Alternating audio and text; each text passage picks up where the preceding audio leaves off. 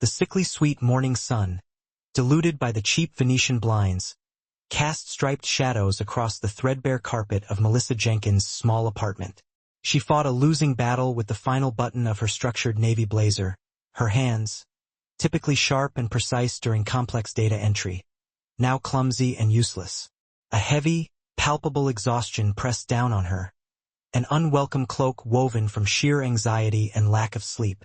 Liam, her precious 8-month-old son, had been a restless bundle of misery for the better part of the night, his small body burning with a persistent fever. The heavy, bruised crescents beneath her eyes were irrefutable witnesses to her ordeal, a narrative that even her most expensive concealer couldn't fully mask. Today wasn't just important, it was critical. Her presentation before the formidable executive team was her lifeline, the single opportunity for the promotion that would finally elevate her above the constant, gnawing worry of mounting bills and insufficient funds. As a single mother navigating New York's brutal cost of living, this promotion was survival.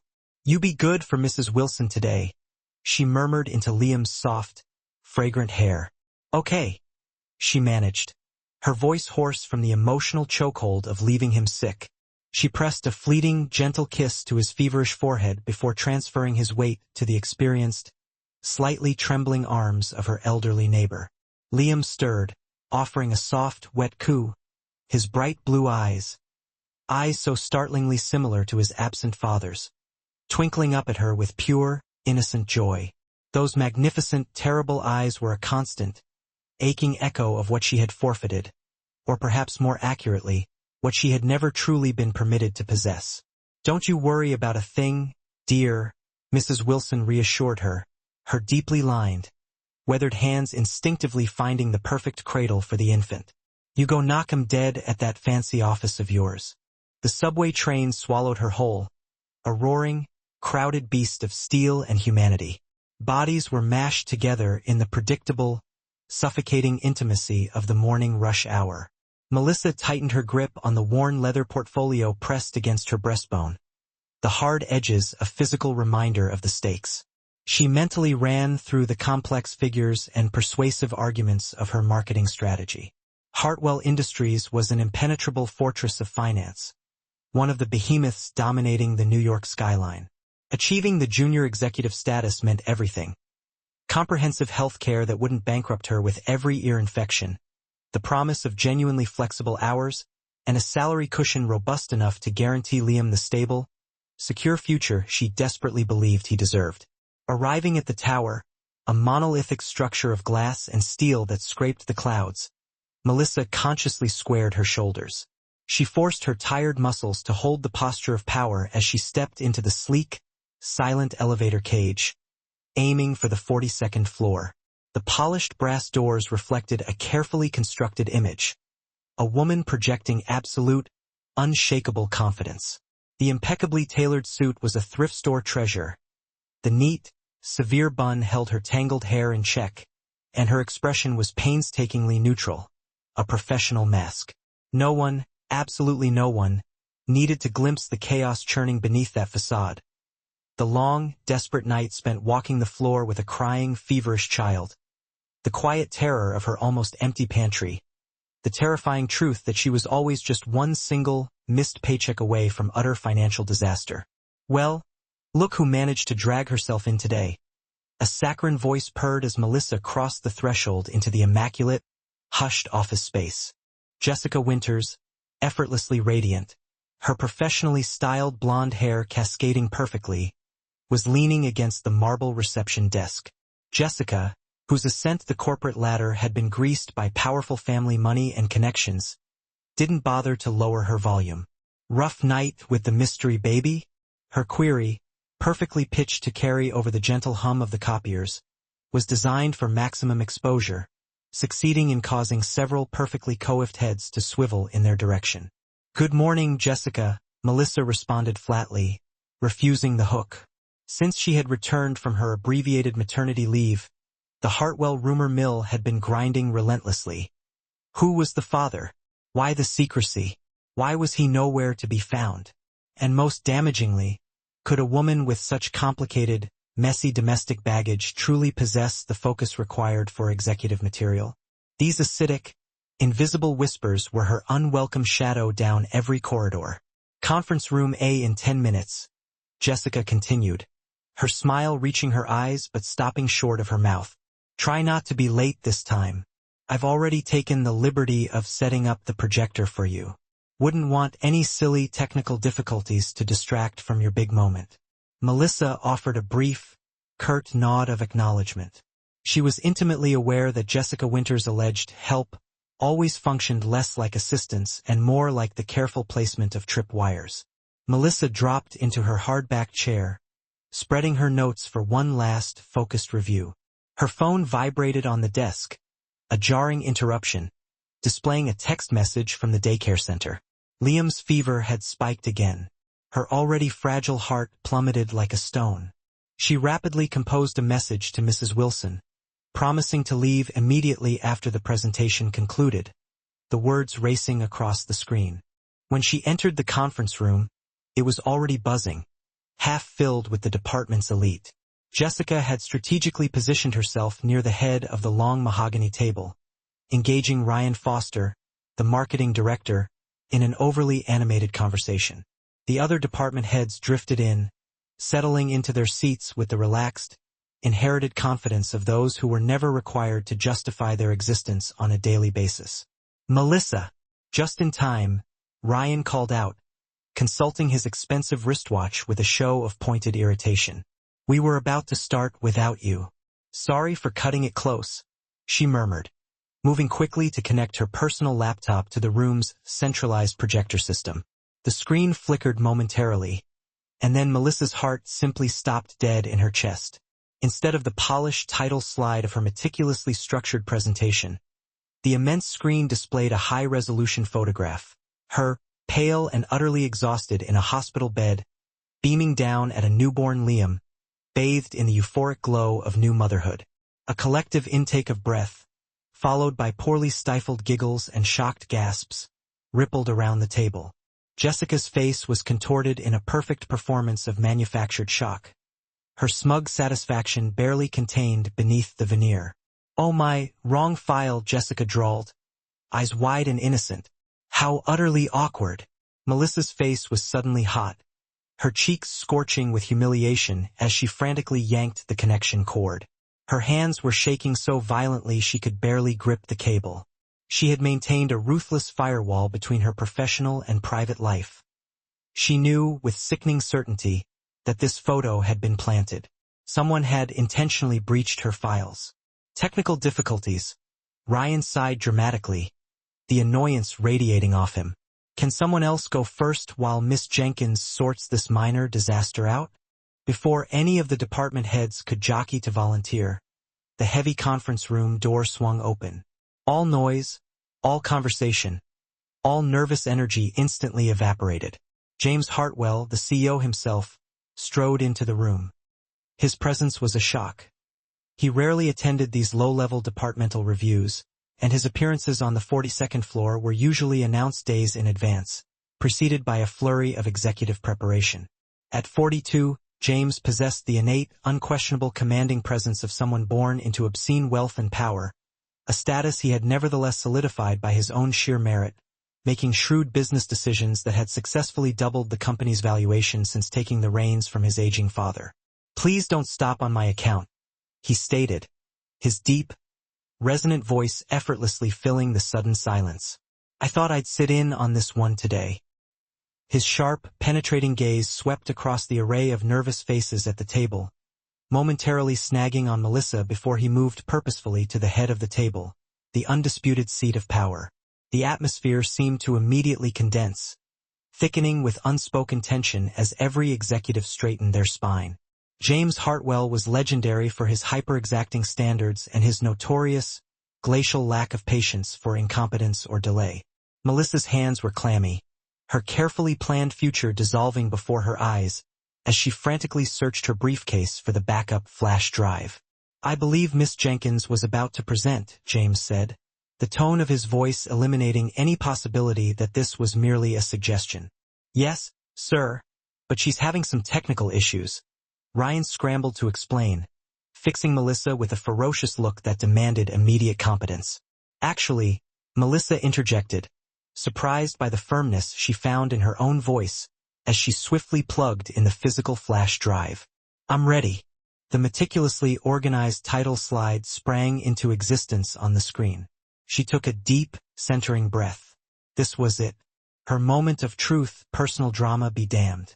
For the next quarter hour, Melissa spoke with precision and clarity, outlining her sophisticated strategy for aggressively targeting millennial clientele. With every slide, her voice gained conviction and authority. The room's initial discomfort, the palpable residual tension from the humiliation they had witnessed, slowly dissipated. The executives began to lean forward, captivated by her data-driven approach, the innovative solutions, and the sheer intellectual rigor of her work. When she concluded, a weighty silence descended, broken only when Ryan finally initiated the questioning. Every single challenge in Probe was met with an immediate, thoughtful, and thoroughly prepared rebuttal, until even Jessica's increasingly desperate attempts to dismantle the proposal fell pathetically flat. Impressive work, Miss Jenkins, James finally delivered, his expression utterly unreadable, giving away nothing of his thoughts. I'd like to see more detailed projections for the third quarter, specifically focusing on capital acquisition modeling. Can you ensure those are on my desk by tomorrow afternoon?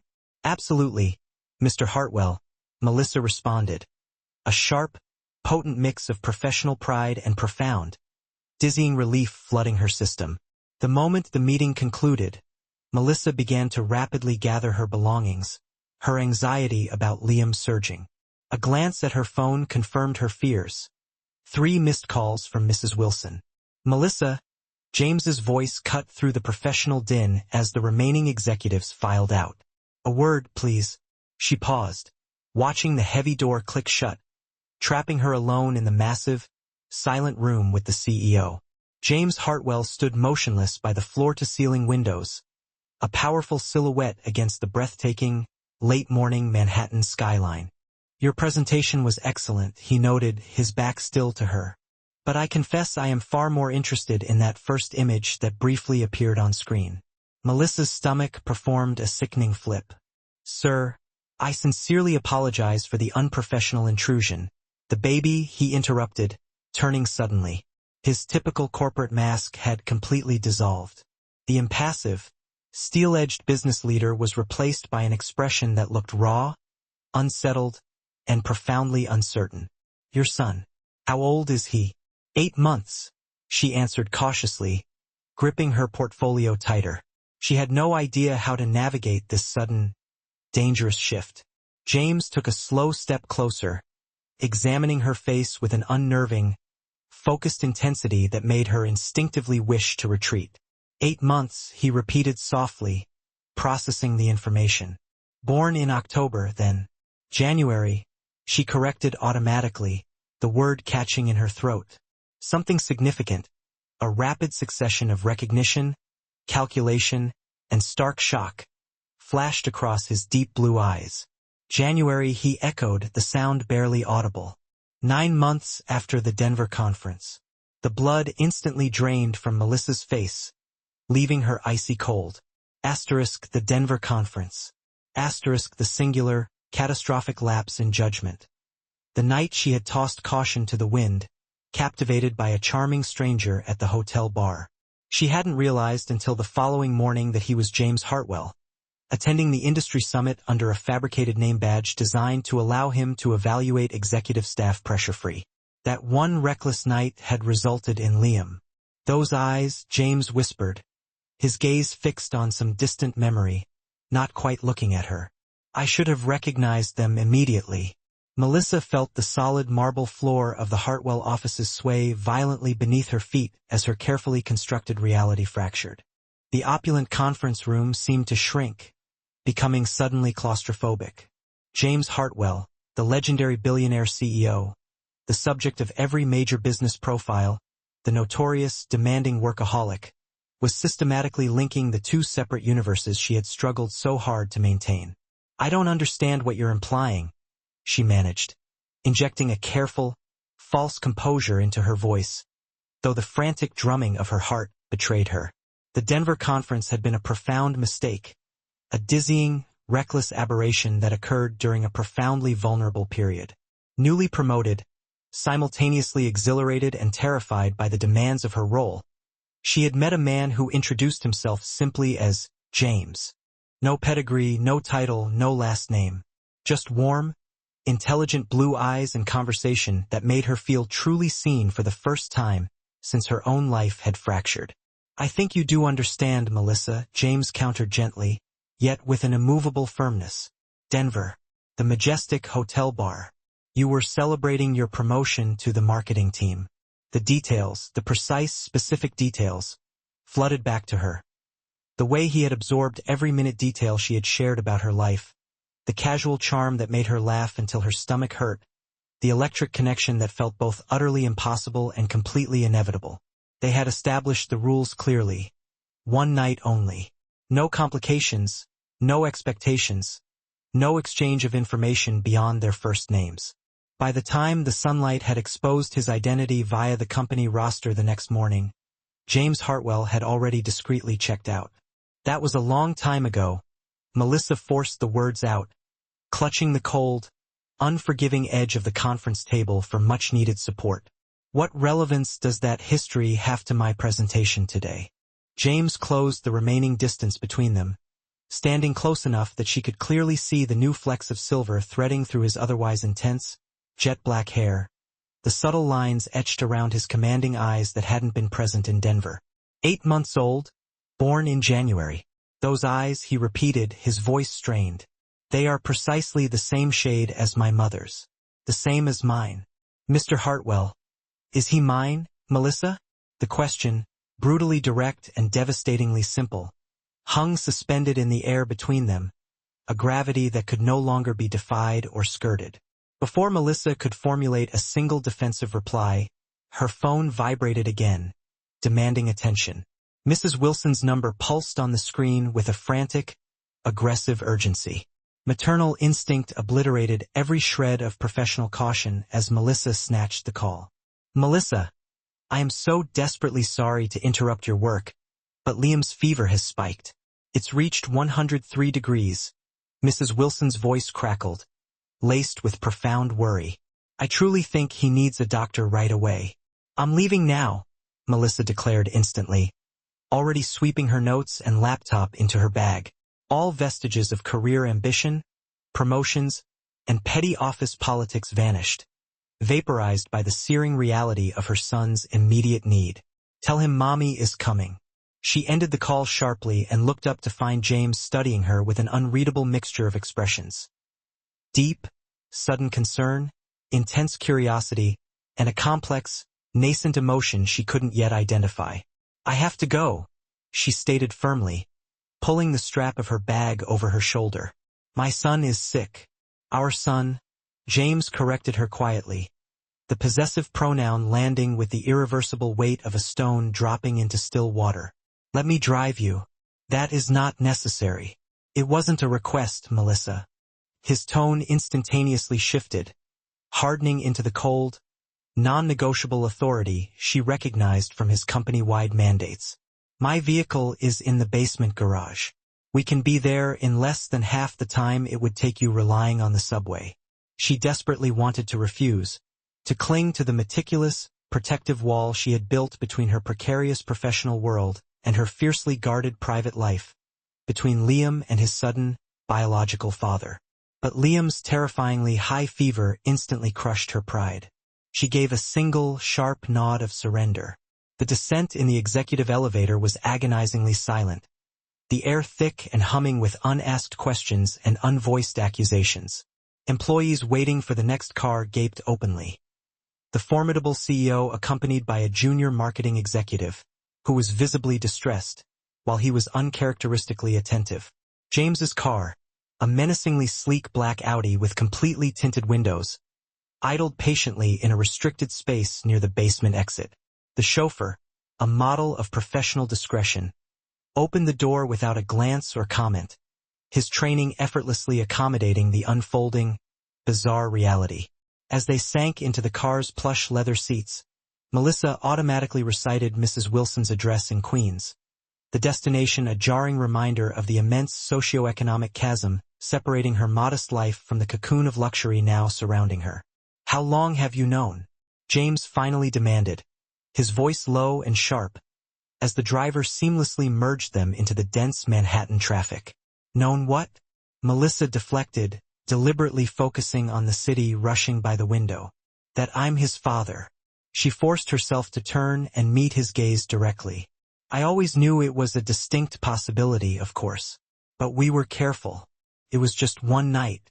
And when I discovered who you truly were, you decided I didn't deserve to know," he finished, a hard edge of palpable betrayal entering his tone. "I decided it would complicate everything unnecessarily," she corrected fiercely. "You are James Hartwell. I am an entry-level marketing associate. What exactly was I supposed to do? Send a company-wide memo? Attention, all staff.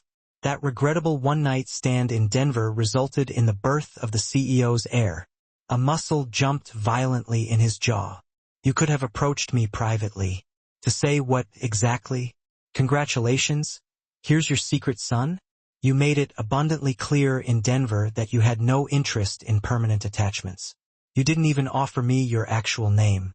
That was for evaluating employees without the pressure of my title."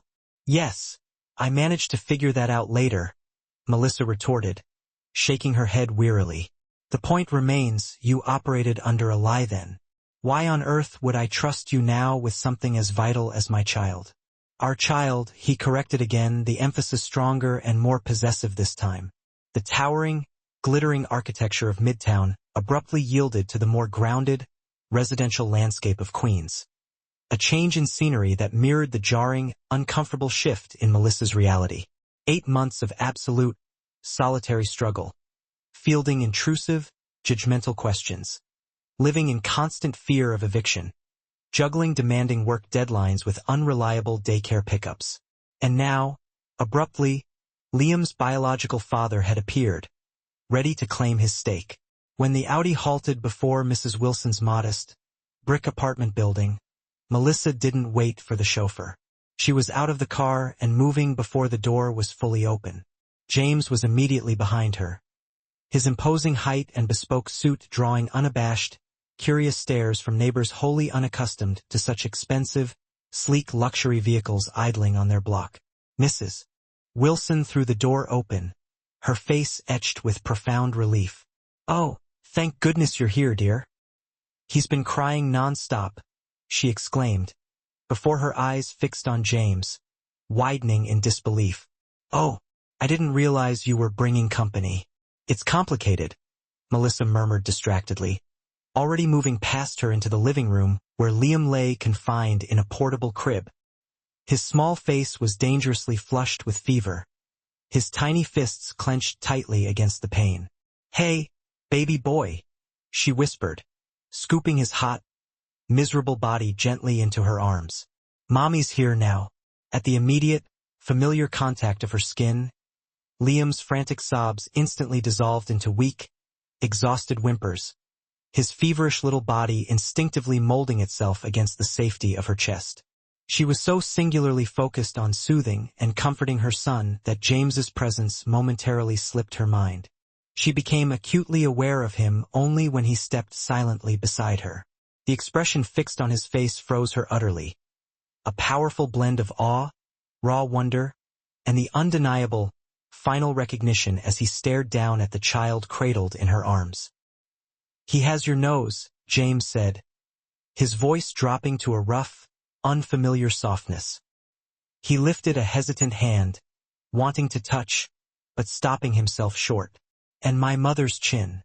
Mrs. Wilson watched the exchange, her expression shifting from confusion to profound, dawning comprehension.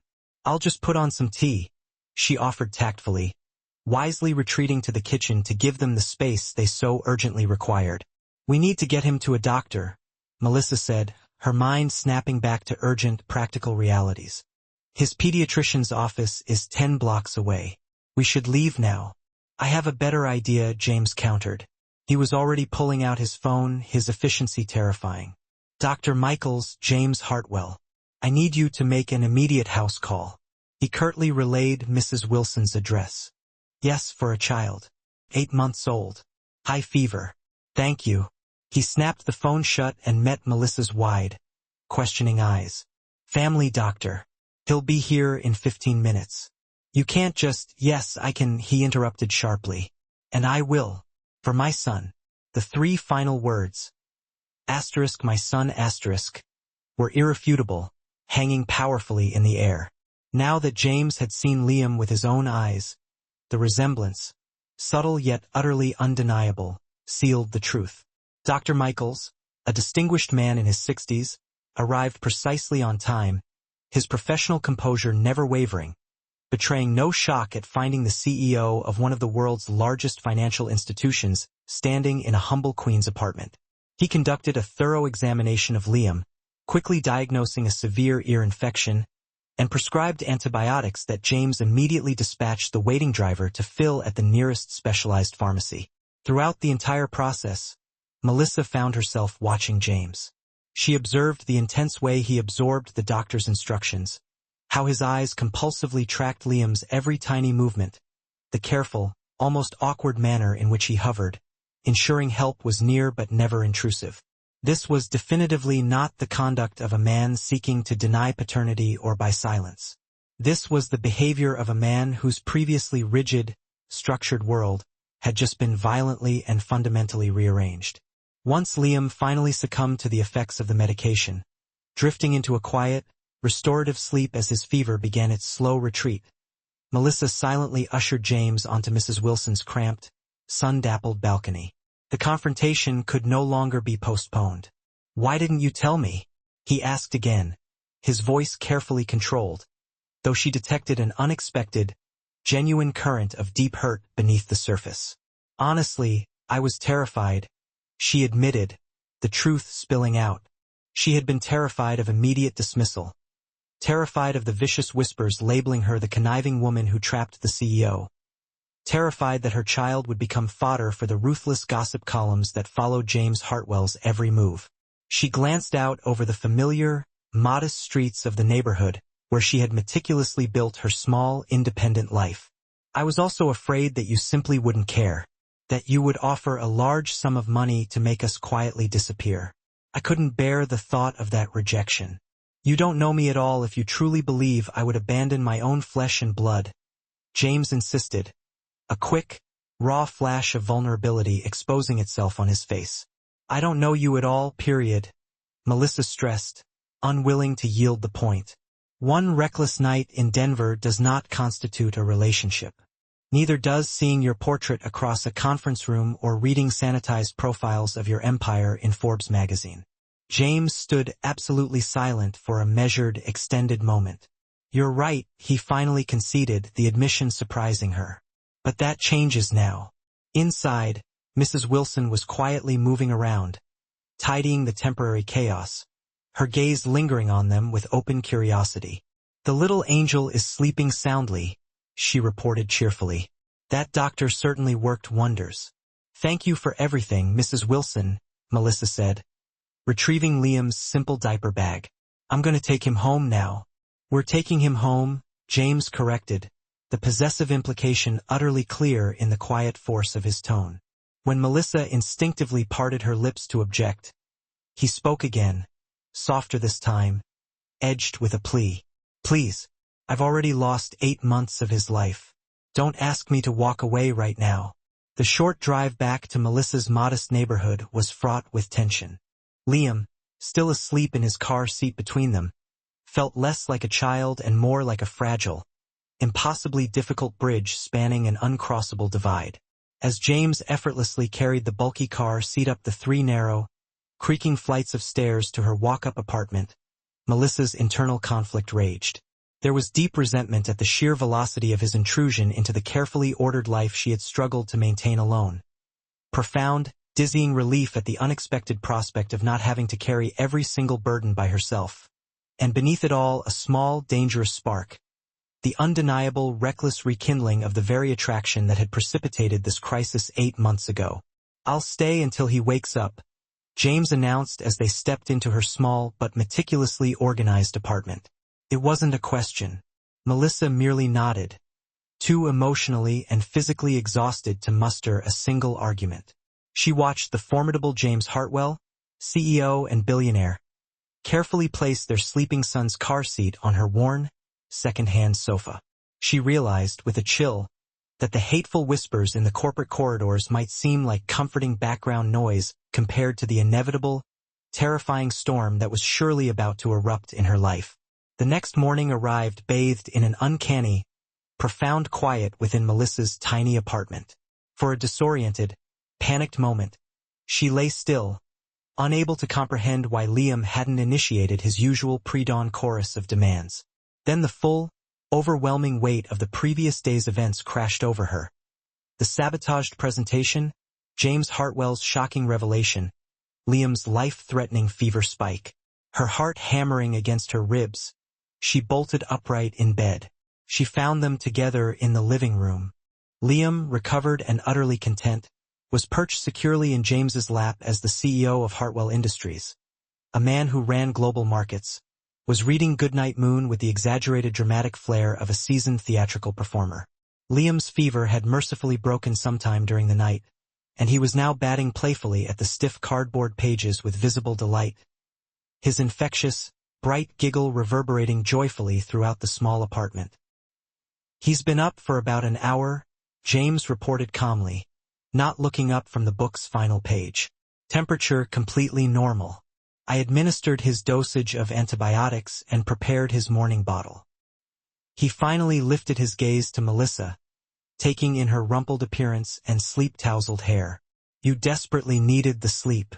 You stayed all night," she observed softly, noticing his expensive dress shirt was rumpled and the blanket and single pillow were neatly folded on her worn couch. "Of course I stayed. He's my son." That simple, unvarnished declaration carried the immense weight of a fundamental, life-altering commitment. "Also, you don't happen to have a guest room, and I certainly wasn't going to leave you to cope alone with a febrile infant. We've managed perfectly fine for 8 months, she reminded him, though the aggressive edge that had defined their conflict yesterday was notably absent. "And now you don't have to manage alone anymore." James closed the book as Liam began to stir and fuss slightly. With an unexpected, efficient ease, James stood and smoothly transferred the warm, squirming baby into Melissa's waiting arms. "He's probably hungry again. I'll make the coffee." Before she could even begin to register a protest, he had disappeared into the confines of her impossibly tiny galley kitchen, the sounds of unfamiliar cabinet doors being opened and closed echoing behind him. Melissa looked down at Liam, who was staring back up at her, his eyes radiating that unmistakable, piercing Hartwell blue. "What are we going to do about your daddy?" she whispered to him, the word daddy feeling utterly foreign and strange on her tongue. Liam responded by enthusiastically gripping a large fistful of her tangled hair, his previous distress completely forgotten. By the time Melissa had finished feeding and changing Liam, James had not only brewed a perfect pot of strong coffee, but had also mysteriously produced an impressive, healthy breakfast spread, an array of quality produce and fresh bread that absolutely, definitively had not originated from her nearly empty refrigerator. "Your driver has certainly been thorough," Melissa noted, her gaze lingering on the spread of gourmet bagels and impeccably arranged fresh berries. The sight was startlingly out of place on her worn formica countertop. "Daniel is exceptionally resourceful," James affirmed, taking a delicate sip from one of her mismatched, slightly chipped ceramic mugs, treating the humble coffee cup as if it were valuable porcelain. "He also managed to procure a fresh set of clothes for me, along with picking up the specific prescription medication Liam requires." The casual domesticity of the scene was profoundly surreal. James Hartwell, the titan of industry, was standing in her cramped, lived-in kitchen, their 8-month-old son gurgling happily in his plastic high chair, while the Monday morning sun sliced through window panes that she hadn't found time to properly clean in weeks. It felt less like reality and more like a stolen moment from an alternate dimension, one where they were simply a typical family having breakfast, not a secretive junior executive, a billionaire CEO, and the child who linked them. "We need to talk about what happens now," James declared, his voice firm, shattering the delicate peace. Melissa instantly stiffened, clutching her mug tighter. "What exactly do you mean?" "I mean that I am not walking away from my son. That requires us to systematically figure out how we move forward, custody arrangements, financial provisions, and crucially, how we manage this dynamic within Hartwell Industries." His stern expression softened slightly. "I genuinely do not want to disrupt the life you've built any more than is absolutely necessary. But Liam deserves the stability and presence of his father." The sheer, calculated practicality of his approach was simultaneously comforting and terrifying. This was not a man offering hollow, sentimental promises or indulging in overly dramatic soap opera gestures. This was a man of action, systematically integrating an unforeseen child into the highly controlled framework of his already structured, elite existence. "And what about your life, James?" Melissa challenged, her voice tight with resentment. "You are arguably the most eligible, sought-after bachelor in New York. Your impeccably tailored face graces the covers of every major business and society magazine. How, precisely, does the sudden appearance of a secret baby slot into that perfectly polished billion-dollar public image?" A flicker of steel crossed James's usually unreadable expression. "I genuinely couldn't care less about magazine covers, public perception, or what the social columns print," he stated flatly. "My perfectly crafted image, as you choose to define it, is a tool, a carefully constructed means to an end. It facilitates the effective running of a global corporation. It is emphatically not who I am." "Then who are you, James Hartwell?" Melissa pressed, leaning forward.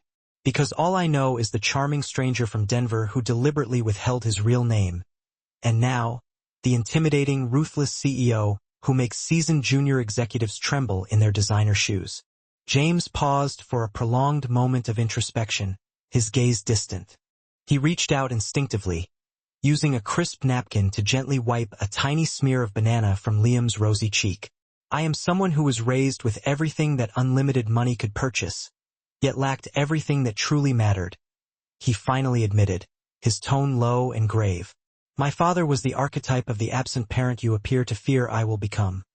A man who delegated his fundamental paternal responsibilities to a rotating staff of nannies and the rigid structure of boarding schools, only showing up for mandatory photo opportunities and televised graduation ceremonies." He met her skeptical eyes, revealing a raw, unexpected vulnerability. "I swore, absolutely swore, I would never subject my own child to that emotional vacuum. I simply didn't anticipate learning I had a son while reviewing quarterly projections in a marketing strategy meeting." Before Melissa could process the sincerity of his confession, her phone vibrated sharply. It was a text from Ryan. "Asterisk, where are you? Executive meeting in 20 minutes. Hartwell's assistant says he's completely unreachable. Everyone is panicking." Asterisk, the harsh, undeniable reality of corporate life slammed back into their isolated bubble. It was Monday morning. They were both meant to be seated in a high-stakes meeting, and the unexplained simultaneous absence of both a pivotal junior marketing executive and the company's untouchable CEO was already creating visible chaos and raising severe questions on the executive floor. "I need to be at the office right now," Melissa insisted, turning the phone screen toward James. "And judging by this, so do you." James checked his platinum watch and frowned, annoyed. "I explicitly instructed my assistant to clear and block off my entire morning schedule." "Well, it seems the memo didn't reach the entire executive floor." Melissa was already mentally running through her childcare options, which were non-existent. Mrs. Wilson, her usual sitter, was unavailable today. Liam's lingering ear infection meant his standard daycare wouldn't accept him. She absolutely could not afford to miss another crucial day of work.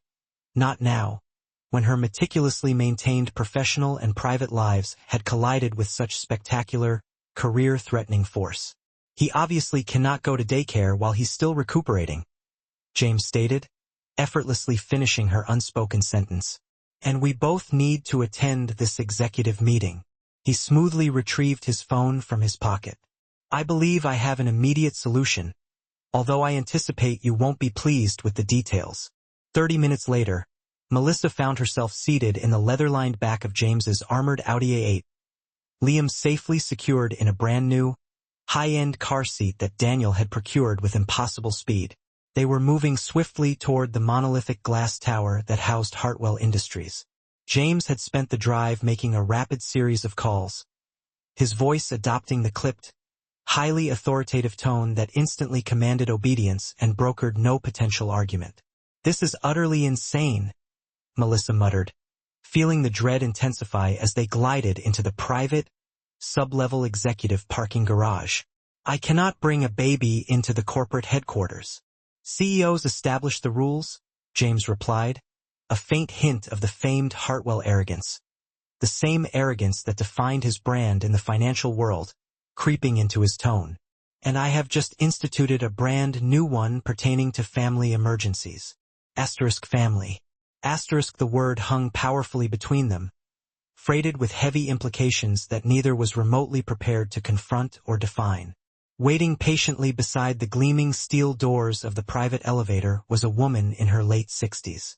Her expensive, understated elegance and perfectly composed demeanor immediately identified her as someone highly experienced in managing complicated, sensitive situations with impeccable discretion. "Ms. Jenkins, this is Mrs. Carter," James introduced them with professional gravity. "Mrs. Carter was my primary nanny from the age of 3 until 12, and she now oversees the household staff for my estate.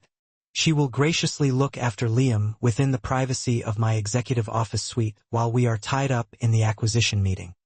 "You expect a complete stranger to look after my baby?" Melissa hissed the question, channeling her fear into a low whisper. "She is not a stranger to me," James countered, utterly unfazed. "I trust her implicitly, arguably with my life, and there is no one better qualified or more experienced to care for our son for a few hours." The possessive pronoun "our" still felt fundamentally wrong and foreign in Melissa's ears, but she was forced to admit that the older woman's genuinely kind eyes and air of professional competence were profoundly reassuring. More critically, she had absolutely zero viable alternatives. Mrs. Carter approached with a warm, genuine smile. "He is absolutely beautiful," she said, looking at Liam with clear, maternal admiration. "Those Hartwell eyes are quite unmistakable." "You knew?" Melissa asked, startled by the familiarity. "I strongly suspected when Mr. Hartwell called this morning with such specific instructions," Mrs. Carter replied tactfully, maintaining her composure. "The resemblance is truly striking." With a heavy heart and no viable option left, Melissa reluctantly handed Liam over, along with his carefully packed diaper bag and precise, detailed instructions concerning his medication times and feeding regimen. James swiftly keyed a personalized code into a separate, secured elevator that whisked them directly up to his secluded executive suite. "Mrs. Carter will remain with him here," he explained as they stepped into an immense corner office, a space that felt larger and certainly more luxurious than Melissa's entire apartment. "There's a fully stocked private restroom nearby with everything she requires, and my executive assistant is under explicit orders not to disturb them under any circumstances." He tapped a smooth panel on the wall, revealing a discreet security monitor displaying a high-definition, silent image of the office interior. "You can discreetly check on him anytime from your phone. I will immediately send you the secure access code." The meticulous thoughtfulness of the entire arrangement jarred profoundly with the James Hartwell that corporate whispers portrayed. The cold, calculating financier utterly focused on profit to the exclusion of all personal human connection. This James had, apparently without a moment's hesitation, repurposed his state-of-the-art corporate security system into a sophisticated, remote baby monitor. "We absolutely must go," James urged, his eyes scanning the watch face. "We are already running severely behind schedule." "Wait!" Melissa halted him with an instinctive hand placed on his forearm, momentarily anchoring him. "What narrative are we establishing? What are we telling people about our relationship? About Liam's existence?" James took a moment to weigh the options. "For now, absolutely nothing. This executive meeting is singularly focused on the crucial Baker acquisition, not our complex personal lives. We will allocate time to strategize the fallout after hours." He shrugged off the potential PR disaster. Jessica and the rest of my marketing team have already seen the leaked photo from yesterday. Let them speculate wildly, James said with dismissive contempt. Office gossip, however vicious, is genuinely the absolute least of our immediate concerns. But as they stepped onto the main executive floor, bathed in the cool light of the high-rise, Melissa instantly recognized that office gossip had already metastasized into something far more toxic and professionally damaging. Jessica Winters, Melissa's immediate superior and rival, stood positioned strategically near the conference room door. Her face was a venomous composition of triumph and spite as she watched Melissa arrive side by side with James Hartwell. Well, she enunciated loudly, ensuring her words carried to the knots of nearby support staff and junior executives. Now we have confirmation regarding how certain individuals manage to fast-track their way up the corporate ladder in this company. James instantly stepped forward, his immense height and sheer presence transforming him into an imposing, immovable wall of intimidation. Ms. Winters, is there not a more productive location you are required to be in right now? Jessica visibly faltered under his icy scrutiny, but her confidence rallied almost instantly. Just heading into the meeting, Mr. Hartwell, like everyone else who demonstrably earned their seat at the table. The implication, sharp and deeply cutting, hung in the charged air. As Jessica swept into the conference room, Melissa felt the heavy, judgmental weight of dozens of stares radiating from across the expansive office floor. Whispers followed them like a physical manifestation of judgment. The CEO and the junior single mother, arriving conspicuously late together after both had vanished without explanation yesterday afternoon. Ignore them, James instructed, his voice a low, commanding rumble near her ear. None of this manufactured drama will matter by the end of the day. What exactly does that cryptic remark mean? Melissa asked, sudden dread pooling in her stomach. But James offered no further explanation. He was already forcefully pushing open the heavy conference room door, his impenetrable CEO persona clicking rigidly into place. Ladies and gentlemen, my sincere apologies for the unavoidable delay. Shall we finally commence? Throughout the entire high-stakes meeting, Melissa fought a losing battle to concentrate on the complex legal and financial jargon surrounding the Baker acquisition. Her focus was fragmented, split between corporate strategy and the small, secure icon on her phone screen. Every 5 minutes, she compulsively pulled out her device to check the live security feed, needing constant reassurance that Liam was calm and content under Mrs. Carter's expert care. Directly across the massive mahogany table, Jessica watched these furtive glances with thinly veiled suspicion and narrowed eyes, clearly cataloging Melissa's unusual behavior as potential future ammunition. Ryan, the head of marketing, dutifully presented his department's acquisition strategy, offering Melissa a professional nod when he highlighted key targeting metrics that originated from her research the day before. These initial projections were meticulously developed by Melissa's team, he explained, giving credit where it was due, despite his deep, palpable confusion regarding the sudden, intense dynamic between his junior executive and the CEO. When the meeting finally concluded and the door closed behind the last departing executive, James asked Melissa to remain. He secured the door and turned to face her, his expression carefully neutral, utterly unreadable. I have utilized this time to thoroughly consider our present situation, he began, resting his weight against the edge of the table. And I have developed what I believe is a comprehensive solution that strategically addresses all of our current vulnerabilities. What kind of solution? Melissa asked, exhaustion creeping into her weary voice. Marry me. The two words detonated in the heavy, silent air between them, utterly absurd and devastatingly unexpected. Excuse me, Melissa stammered out, convinced the stress of the morning had caused her to mishear a fundamental corporate command. It is the only logical and necessary next step, James continued, speaking in the detached tone one might use when proposing a decisive business merger rather than a lifelong commitment. A marriage legitimizes Liam's position in society, it shields both of us instantly from the poison of office politics, and most importantly, it ensures he is immediately afforded every possible financial and social advantage. Are you completely out of your mind? Melissa finally found her voice, a torrent of sharp anger instantly replacing the shock. Marriage is not a corporate acquisition that you can simply fast-track with the correct bureaucratic paperwork. I am not suggesting we rush into a permanent commitment immediately, James clarified, seemingly unfazed by her rising fury. However, a public engagement, a formal declaration, would instantly reframe the media narrative from a sordid scandal to a public celebration. He paused, his gaze analytical. It buys us the necessary time to systematically work out the specific details. There is nothing for us to figure out, Melissa snapped back. I am not going to marry anyone, especially not a man I barely know, simply for convenience. A man who genuinely seems to believe he can solve every human problem with his corporate checkbook and sheer authoritarian will. A fleeting expression, perhaps deep frustration at the rejection of his logical solution or genuine hurt, flashed rapidly across James's carefully constructed facade. Before James could formulate a counter-argument to her stinging rejection, the heavy conference room door was violently thrown open. Jessica stood framed in the doorway, clutching her phone, her expression alight with savage triumph. I knew it, she announced, the sound ringing with malicious satisfaction. She thrust her screen forward, displaying a grainy, zoomed-in photograph clearly snapped through the panoramic window of James's office suite. A shot showing Mrs. Carter tenderly holding a bundled Liam. The office betting pool was right all along.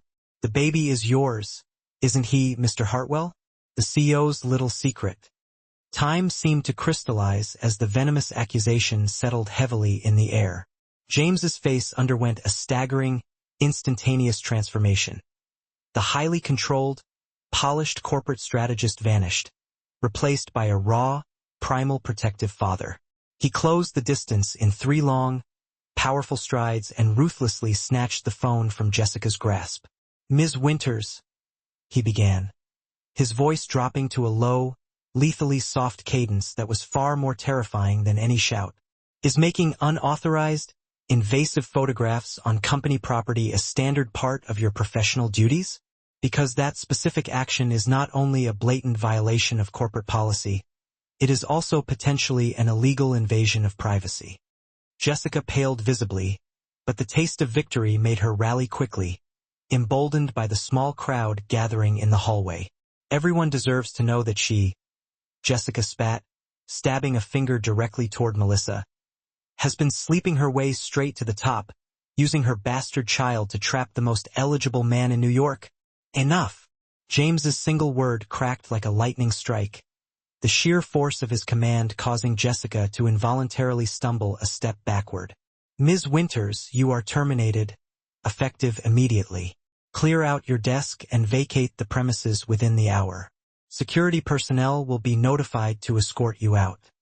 You can't fire me for telling the truth, Jessica protested shrilly, frantically looking around at the assembled onlookers for validation. But the senior executives who had flocked to the commotion, drawn by the explosive volume, quickly averted their gazes, refusing to engage. I am not firing you for telling the truth, James clarified, his CEO persona now fully reinstated and glacially cold. I am firing you specifically for egregious harassment, the invasion of privacy, creating a profoundly hostile work environment, and violating a minimum of 6 clauses detailed within your employment contract. He thrust her phone back into her trembling hand. You will delete that photograph instantly, or our legal team will be in immediate contact regarding additional civil and criminal charges. With fingers shaking uncontrollably, Jessica complied, but not before shooting Melissa a final, potent look of undiluted venom before she stormed out.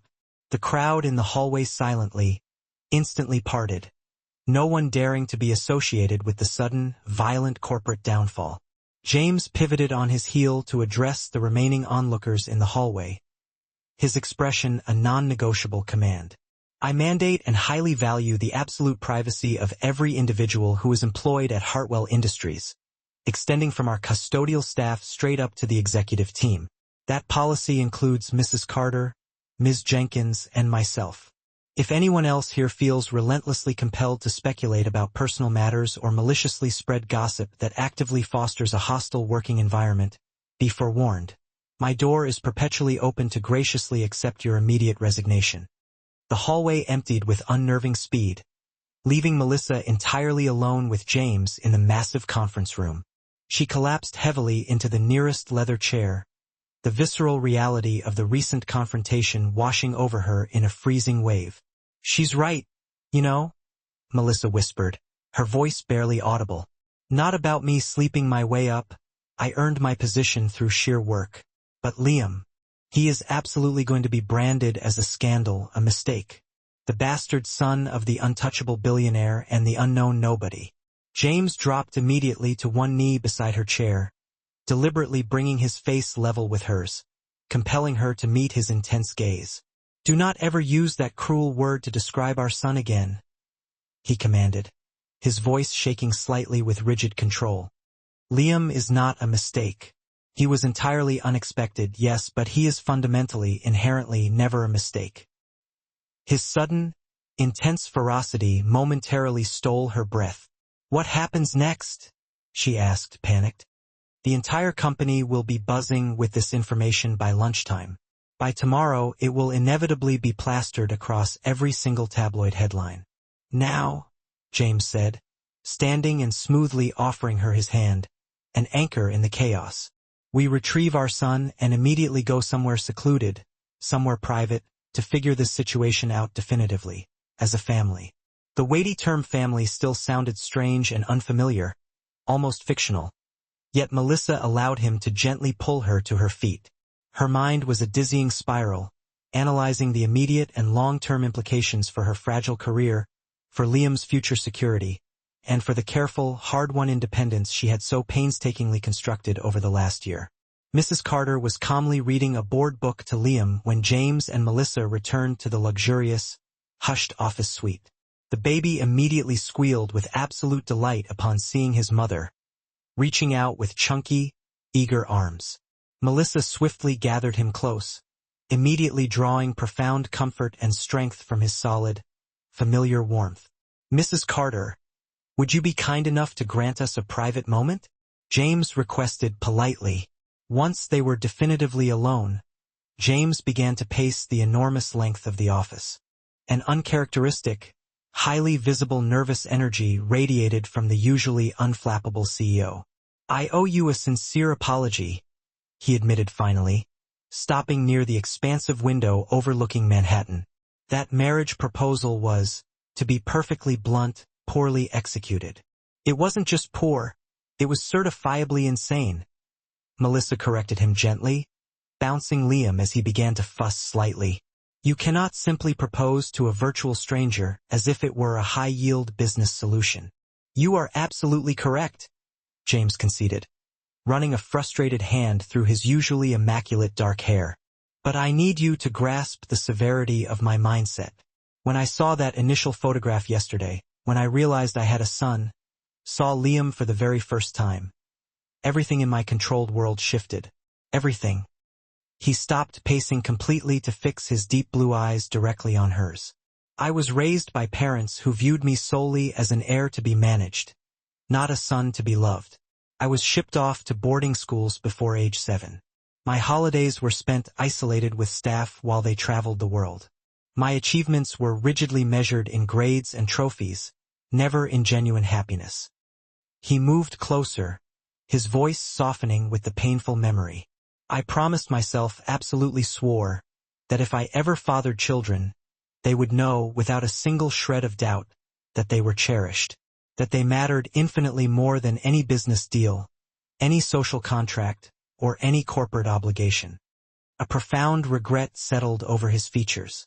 When I was hit with the realization that I've already forfeited 8 precious months of Liam's life, I completely panicked. Hence the spectacularly misguided proposal. Melissa carefully studied him, recognizing the genuine regret etched into his powerful expression, and the clear vulnerability hidden beneath the CEO facade. I believe that you genuinely desire to be a good father, she stated carefully.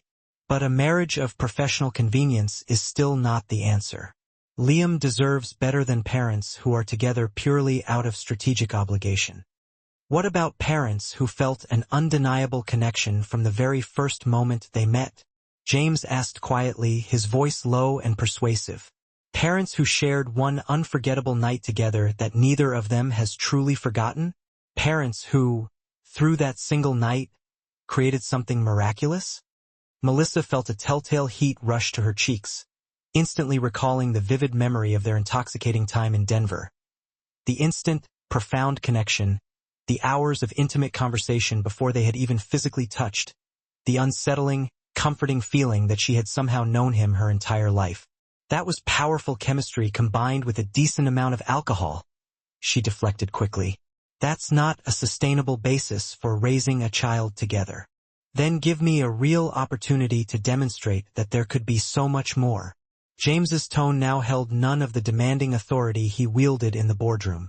This was a sincere request, not a command. Allow me to take you to dinner. A genuine date. No expectations, just a chance for us to actually get to know the complex, adult versions of each other.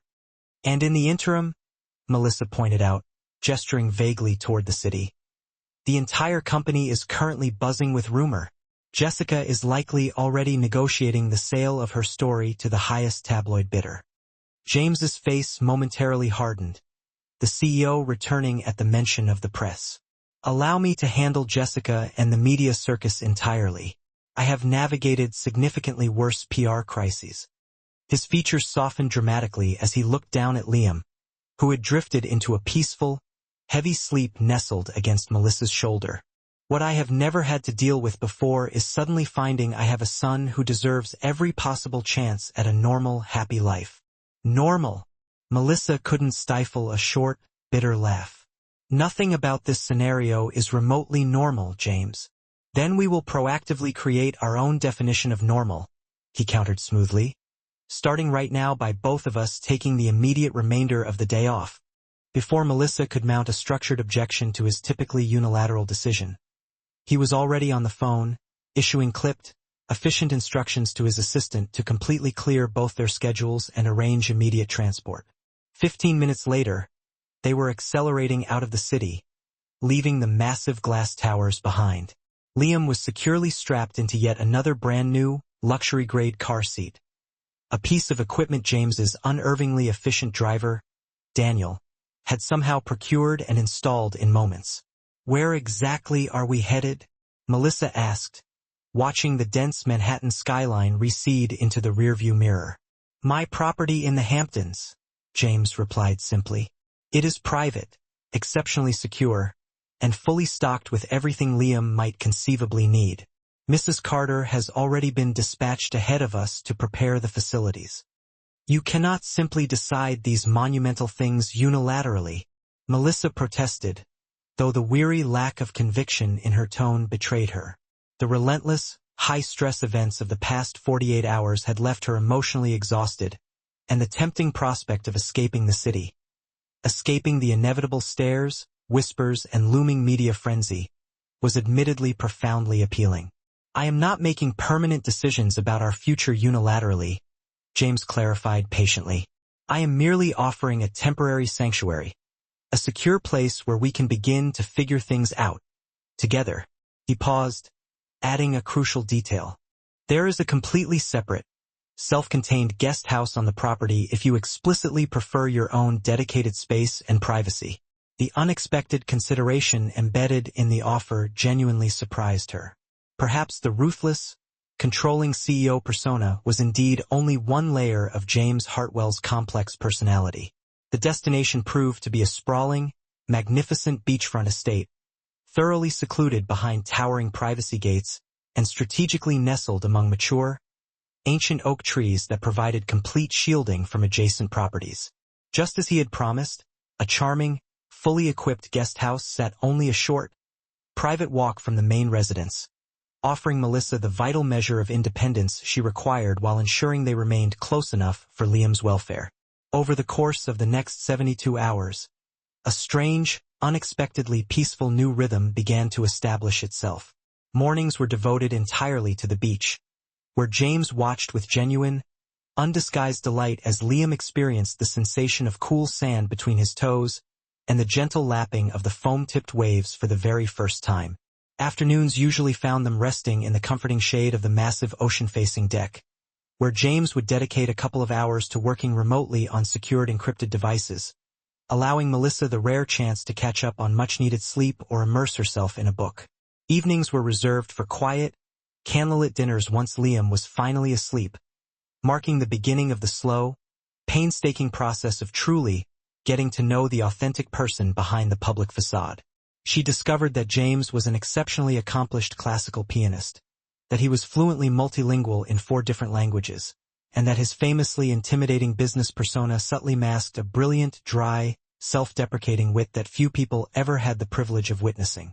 He, in turn, learned about her profound passion for nature photography, her deeply held dream of someday establishing a non-profit organization dedicated to empowering single mothers, and her nearly encyclopedic knowledge of classic Hollywood films. On their 4th evening, as they strolled along the moonlit, damp sand after tucking Liam into his crib, James paused and turned to her. "I have something important I want to share with you," he said, leading her back toward the softly lit main house. Inside his expansive, minimalist home office, he carefully unlocked a specific drawer and removed a small, antique velvet box. Melissa's heart instantly began to pound, half convinced he was about to repeat the earlier, disastrous marriage proposal. Instead, when he opened the box, he revealed a delicate, intricately carved silver locket. "This belonged to my grandmother," he explained softly, opening it to display a tiny, faded black and white photograph of an elegant woman who shared James's striking, unmistakable shade of intense blue eyes. "She was the only person in my life who ever managed to make me feel like I was more than just a Hartwell heir, destined solely to manage a fortune. She was the one who taught me that true legacy isn't measured by money, power, or corporate success. It is only measured by the depth of the love you choose to leave behind." He gently closed the locket and placed the cool metal into Melissa's open palm. "I want Liam to have this one day, to understand where he comes from, but also to know that being a Hartwell doesn't automatically define his worth, just as it doesn't have to define us." Tears immediately pricked at Melissa's eyes as the staggering significance of the gesture overwhelmed her. This was not just a valuable family heirloom. It was a profound promise, a testament that James truly understood the meaning of emotional value, that he desperately desired something fundamentally different and warmer for their son than the cold, impersonal privilege he himself had endured. "James," she began, her voice thick with emotion, but she was interrupted by the urgent buzz of her phone. Ryan's name flashed brightly on the screen. "You should answer that," James said, stepping back slightly. "It may be critical." Ryan's voice was high-pitched with palpable excitement when Melissa finally answered the call. "Melissa, where are you hiding? The entire office is on fire talking about the massive announcement." "What announcement are you referring to?" she asked, utterly confused, clutching the locket tightly. "The company-wide email that just hit from HR. You've been immediately promoted to Executive Director of Marketing Strategy. You'll be reporting directly to the Board of Directors, not to me anymore."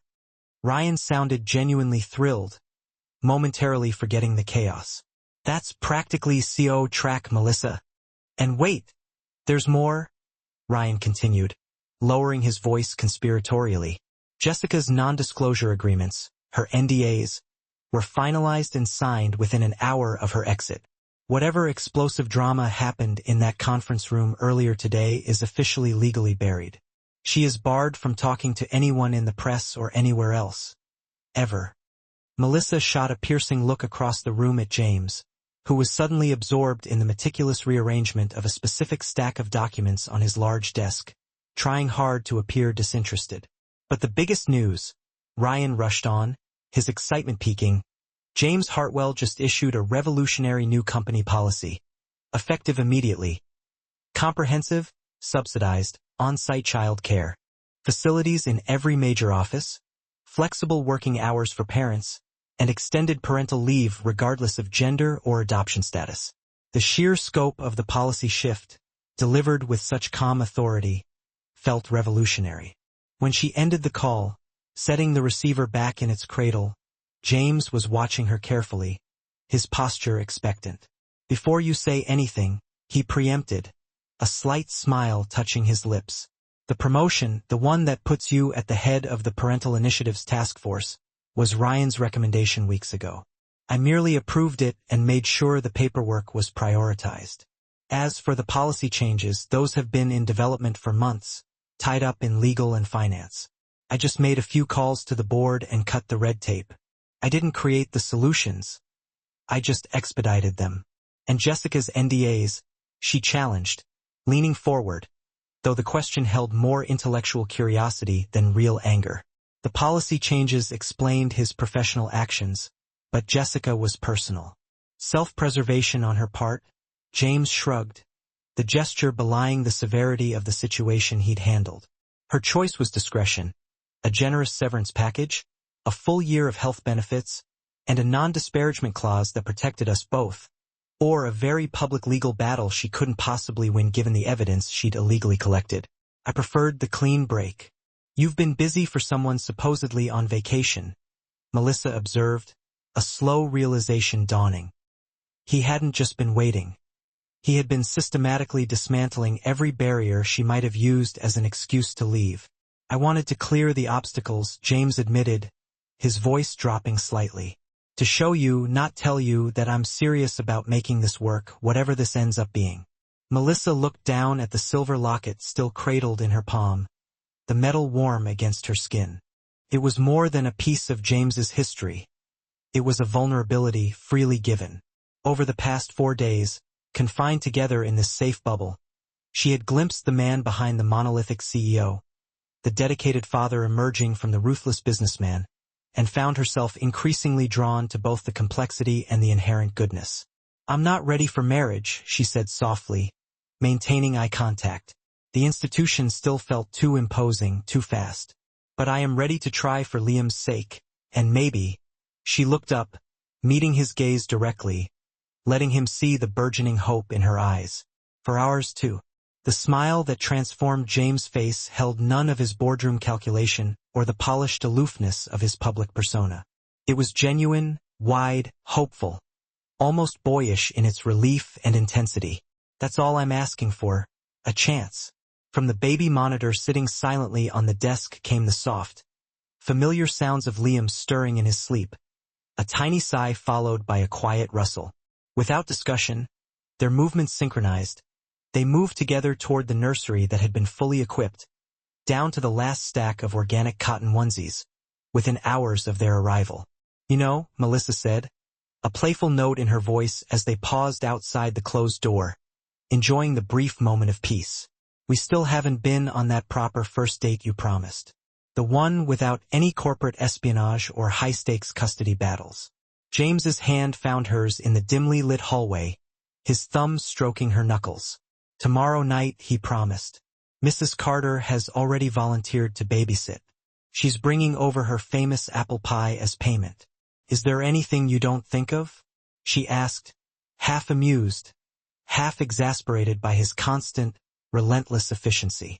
"I never thought I'd find a family," he replied simply, the lightness gone from his tone, replaced by profound sincerity. "Until I did." As they entered the nursery together, where Liam was now happily babbling to himself in his crib, bathed in the soft glow of the night light, Melissa realized that what had started as her greatest fear, the CEO discovering her deepest secret, had somehow evolved into an unexpected, powerful beginning. Not just for Liam, who would now have both parents in his life united by commitment, but for her as well. The inevitable gossip at work would eventually die down. The continuous challenges of co-parenting and building a life with a man she was still truly getting to know would evolve day by day, requiring patience and trust. The future remained unwritten, its pages blank but ready. But as James lifted Liam from the crib with a practiced gentleness that belied his newness to fatherhood, a movement honed by the past 4 days, Melissa knew one thing with certainty. Sometimes the most beautiful and life-altering things in life come from the moments we least expect. 6 months later, on Liam's first birthday, the air was crisp and scented with sea salt. Melissa stood at the edge of the private beach behind James's sprawling Hampton house, now their regular weekend home, and watched as father and son built a gloriously lopsided sand castle at the water's edge. The silver locket, a heavy, comforting weight, hung around her neck. No longer just a piece of Hartwell history, it was a tangible symbol of their unconventional, turbulent journey together, a testament to truth and trust. The company's annual report, released the previous month, had featured a prominent photograph of the three of them smiling together at the ribbon-cutting ceremony for Hartwell Industries' first state-of-the-art on-site child care center. This very public, undeniable acknowledgement of their family, and of the company's new priorities, had finally silenced the last tenacious whispers of the corporate gossip machine. Her new position, focused entirely on human resources innovation, had proven challenging but profoundly fulfilling, especially as she helped implement robust supportive programs for working parents across the entire organization. And as for James, the previously ruthless CEO had revealed himself to be a patient, attentive father, a surprisingly romantic partner who remembered every anniversary, and a man whose vast, dormant capacity for genuine love had simply been waiting for the right people, her and Liam, to finally awaken it.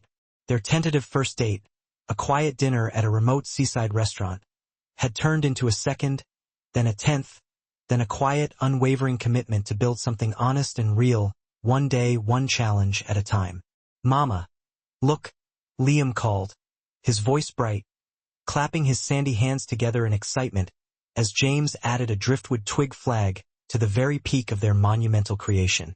Melissa walked toward them, her professional camera in hand to capture the moment of pure, unguarded joy. She was no longer the secret single mother, no longer defined by the stifling whispers or the shame of her past choices. She was simply herself, stronger for the fierce challenges she'd faced, happier for having taken a monumental chance on trust, and absolutely certain that the ringing laughter of her son and the deep, abiding love in James' eyes were worth every single uncertain step along the way. "Are you happy?" James asked quietly as she joined them on the damp sand, his arms slipping naturally around her waist, anchoring her to the present moment. Looking at the beautiful, flawed, resilient life they were building together. Unexpected, imperfect, occasionally chaotic, but deeply, profoundly real, Melissa smiled. "Happier than I ever thought possible." And in that moment, with the gentle tide lapping rhythmically at their feet, the cool salt breeze in her hair, and the sound of their son's joyful giggles surrounding them, Melissa knew that some painful endings were, in fact, the most astonishing and beautiful beginnings.